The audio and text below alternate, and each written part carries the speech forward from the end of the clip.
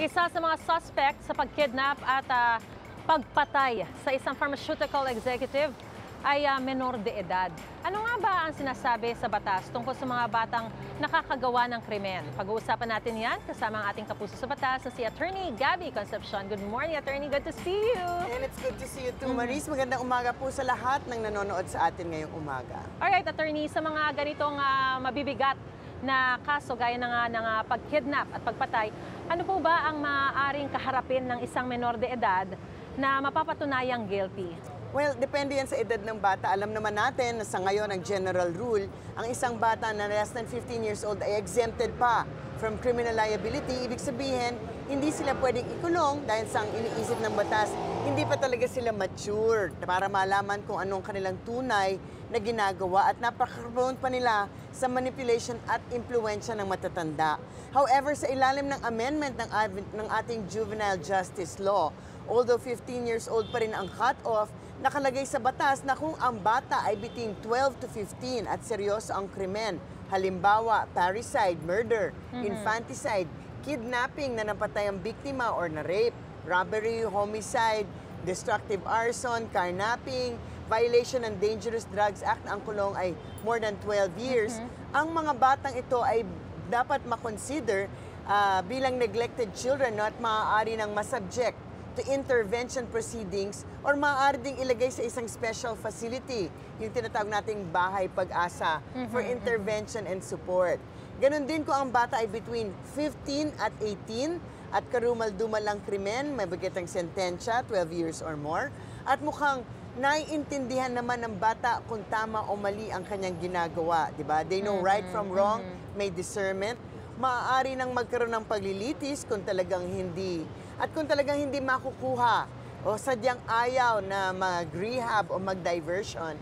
Pero kahit na ay maaari ngang ipa-intervention to, pero maaaring masuspend ang kanyang sentence until he reaches the age of 21. Kasi nga, ang iniisip ng batas, baka pwede pang marehab ang bata, hindi kailangan ikulong right away, di ba? Kasi just ko sa state ng ating mga jails ngayon, baka naman yung bata, hindi naman talagang incorrigible, ay mas lalong maging kriminal pag linagay pa sa loob ng kulungan, di ba? So we try to rehabilitate our children sa mga ganyang sitwasyon. Alright, Attorney, maaari po bang madamay yung mga magulang kung sakasakali itong mga batang menor de edad na nasangkot sa mga krimen? Well, hindi natin pwede silang ilagay sa kulungan in place of their children.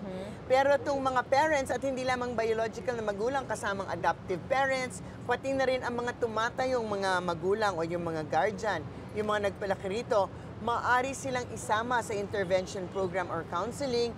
Of course, kung may kailangan na bayaran na civil liability, sila naman ang talagang magbabayad nito. Pananagutan pa rin nila ang mga ito. At kung talagang pabaya sila bilang magulang, of course, maaari din silang tanggal ng parental authority over their children. Attorney, ano naman po ang sinasabi ng batas tungkol sa mga sinasabing nagre-recruit o gumagamit ng mga menor de edad para gumawa ng krimen dahil nga raw mas mababa yung parusa sa mga ito sakaling mahuli sila? Well, mas dapat ngang ito yata ang ang parusahan, no? Sila talaga. So sa ilalim ng Republic Act 9344 as amended by 1063, ito yung Juvenile Justice Act natin, ang mga taong nag-e-exploit ng mga bata para gumawa ng krimen at guilty rin sila. At ang penalty ay kulong para sa krimen na nagawa in its maximum penalty. So kunwari, kung reclusion perpetua, wala na kasing death, ang kulong for kidnapping na namatay ang biktima, reclusion perpetua maximum, sila din ay magiging guilty. And of course, sa palagay ko, ito ay itong mga acts na to, maaaring considered na trafficking under Republic Act 9208 as amended. At pag sinabi natin trafficking, ito yung pag-impluensya sa mga bata aside from women and other persons in the community. Ito yung pag-recruit ng mga bata hindi para sa mga armed conflict, sa prostitution, trafficking of drugs, at lalo-lalo na, katulad nito, exploitation of children for illegal activities. At ang penalty for trafficking for illegal exploitation ay hanggang 20 taon at hanggang 2 milyon na fine. So I think, at pwede yung sabay-sabay kasi special law tong trafficking of children. And I think dapat talaga nating i-pursue tong mga nag-exploit sa kabataan natin at ginagamit for illegal activities. Mas sila ang guilty sa pananaw ko. Alright. Maraming salamat, Attorney Gabby Concepcion, and happy Friday! Happy Friday! Ingat! Keep safe and healthy.